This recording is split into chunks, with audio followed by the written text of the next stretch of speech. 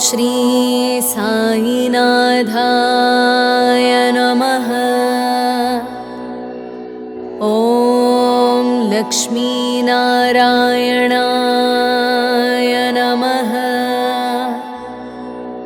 ॐ कृष्णरामशिवमारुत्यादिरूपाय नमः। ॐ शेषसायिने नमः। ॐ गोदावरीतटशिरडीवासिने नमः। ॐ भक्तहृदालयाय नमः। ॐ सर्वहृन्निलयाय नमः। ॐ भूतावासाय नमः। ॐ भूतभविष्यद्भाववर्जिताय नमः। ॐ कालातीताय नमः।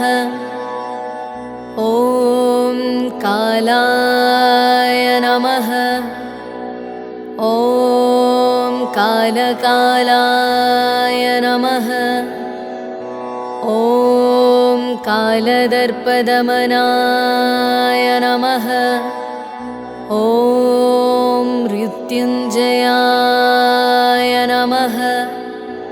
ॐ अमर्त्याय नमः।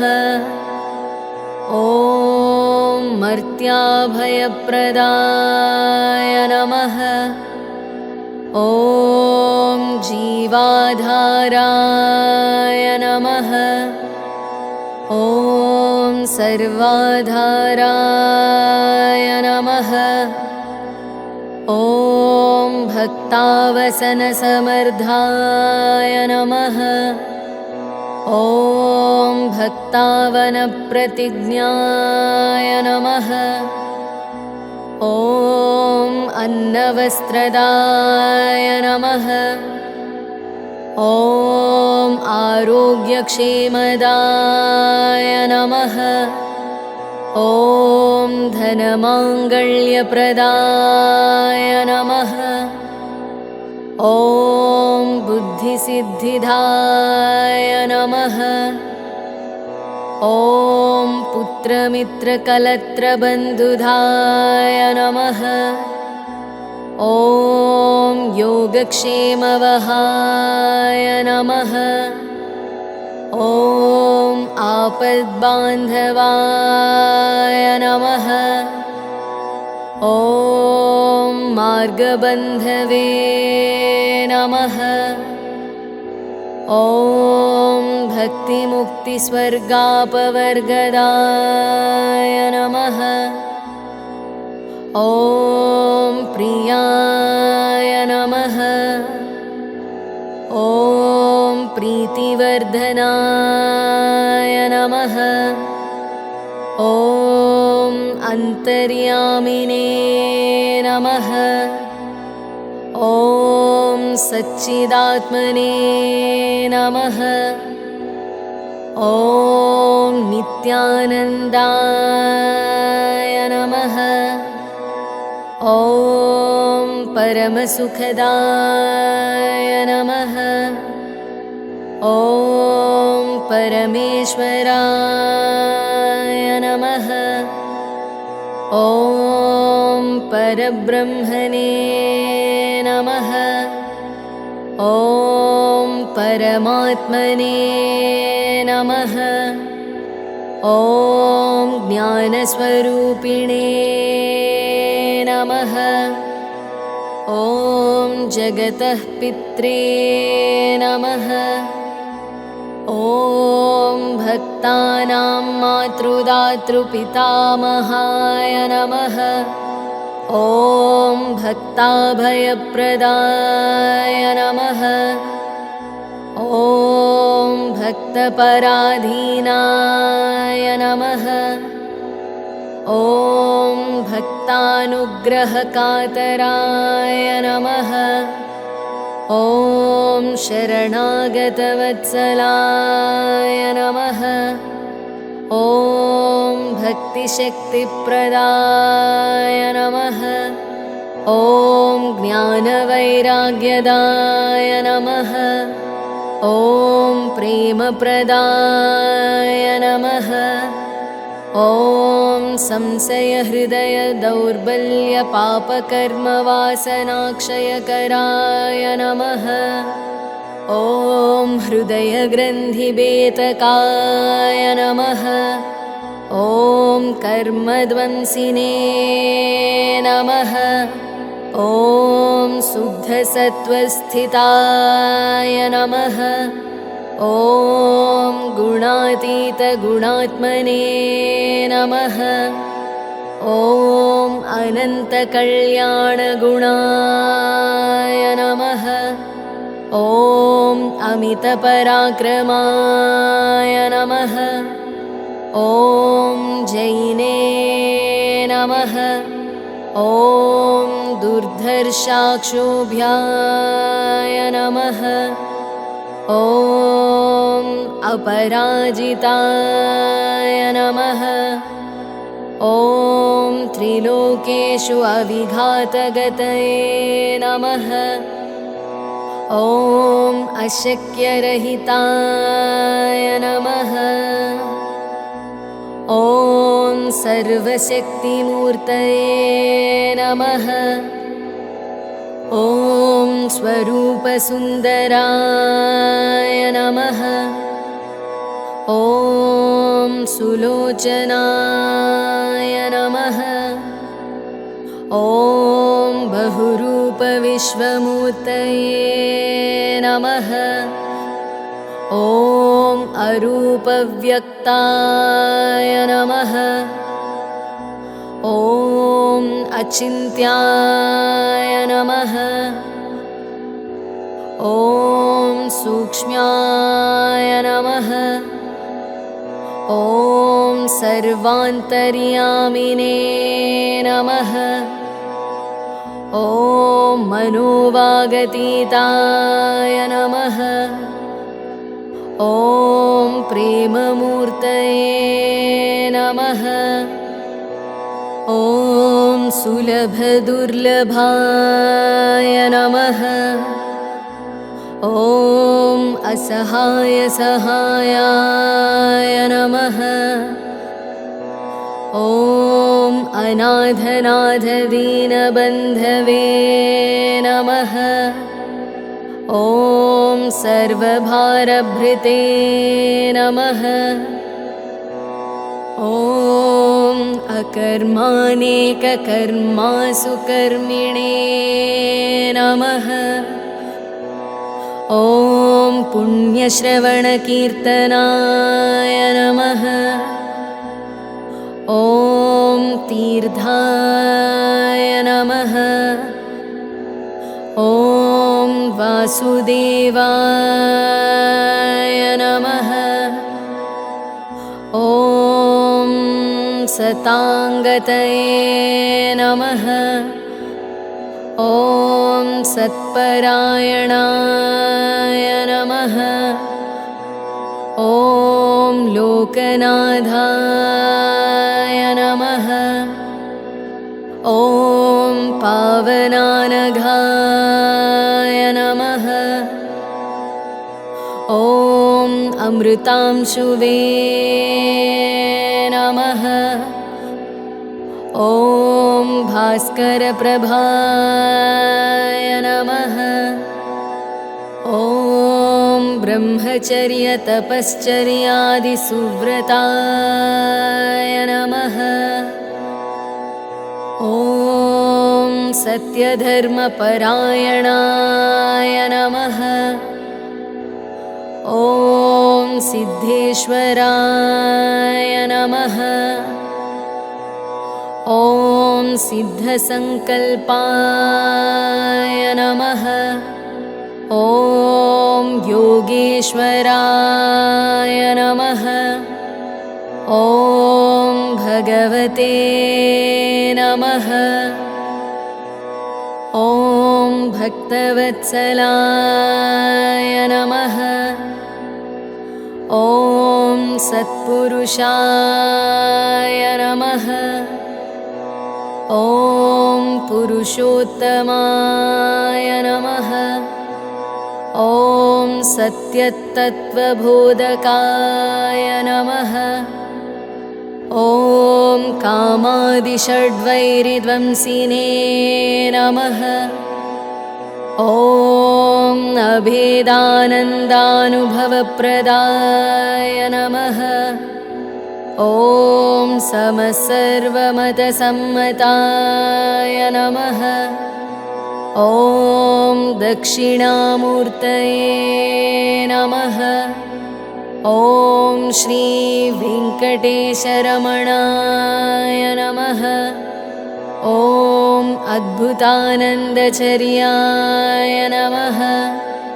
ॐ प्रपन्नार्तिहराय नमः। ॐ संसारसर्वदुःखक्षयकराय नमः।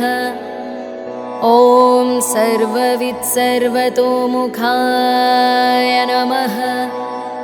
ॐ सर्वान्तर्बहिस्थिताय नमः। ॐ सर्वमङ्गलकराय नमः। ॐ सर्वाभीष्टप्रदाय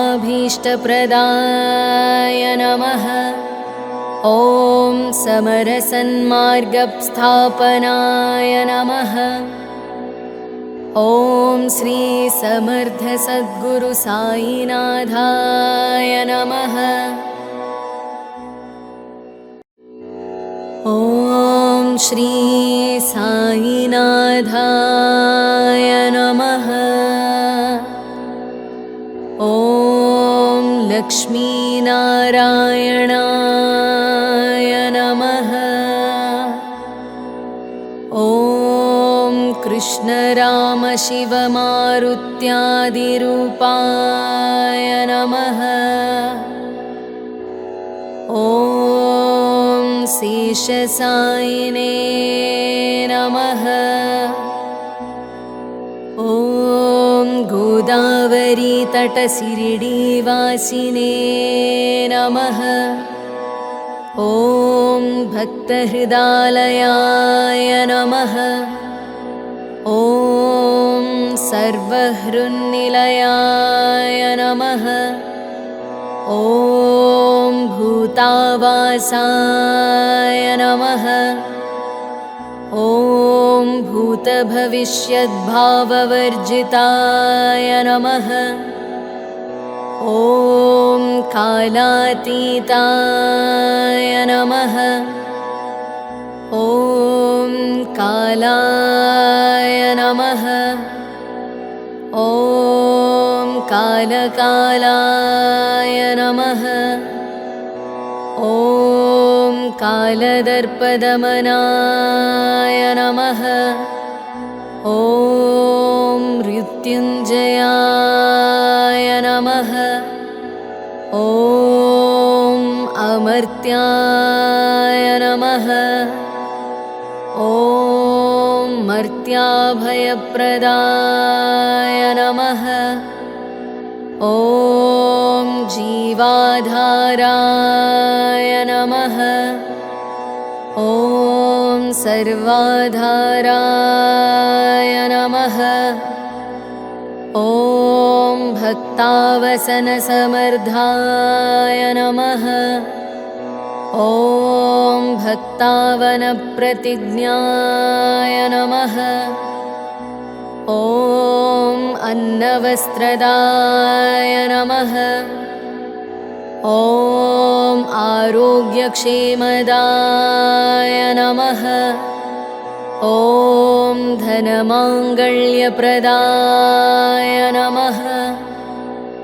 ॐ बुद्धिसिद्धिदाय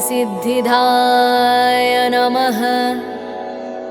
ॐ पुत्रमित्रकलत्रबन्धुदाय नमः। ॐ योगक्षेमवहाय नमः। ॐ आपद्बान्धवाय नमः। ॐ मार्गबन्धवे नमः। ॐ भक्तिमुक्तिस्वर्गापवर्गदाय नमः। ॐ प्रियाय नमः। ॐ प्रीतिवर्धनाय नमः। ॐ अन्तर्यामिने नमः। ॐ सच्चिदात्मने नमः। ॐ नित्यानन्दाय नमः। ॐ परमसुखदाय नमः। ॐ परमेश्वराय नमः। ॐ परब्रह्मणे नमः। ॐ परमात्मने नमः। ॐ ज्ञानस्वरूपिणे नमः। ॐ जगतः पित्रे नमः। ॐ भक्तानां मातृदातृपितामहाय नमः। ॐ भक्ताभयप्रदाय नमः। ॐ भक्तपराधीनाय नमः। ॐ भक्तानुग्रहकातराय नमः। ॐ शरणागतवत्सलाय नमः। ॐ भक्तिशक्तिप्रदाय नमः। ॐ ज्ञानवैराग्यदाय नमः। ॐ प्रेमप्रदाय नमः। ॐ संशयहृदयदौर्बल्यपापकर्मवासनाक्षयकराय नमः। ॐ हृदयग्रन्थिवेतकाय नमः। ॐ कर्मध्वंसिने नमः। ॐ शुद्धसत्त्वस्थिताय नमः। ॐ गुणातीतगुणात्मने नमः। ॐ अनन्तकल्याणगुणाय नमः। ॐ अमितपराक्रमाय नमः। ॐ जैने नमः। ॐ दुर्धर्षाक्षोभ्याय नमः। ॐ अपराजिताय नमः। ॐ त्रिलोकेषु अविघातगतये नमः। ॐ अशक्यरहिताय नमः। ॐ सर्वशक्तिमूर्तये नमः। ॐ स्वरूपसुन्दराय नमः। ॐ सुलोचनाय नमः। ॐ बहुरूपविश्वमूर्तये नमः। ॐ अरूपव्यक्ताय नमः। ॐ अचिन्त्याय नमः। ॐ सूक्ष्म्याय नमः। ॐ सर्वान्तर्यामिने नमः। ॐ मनोवागतीताय नमः।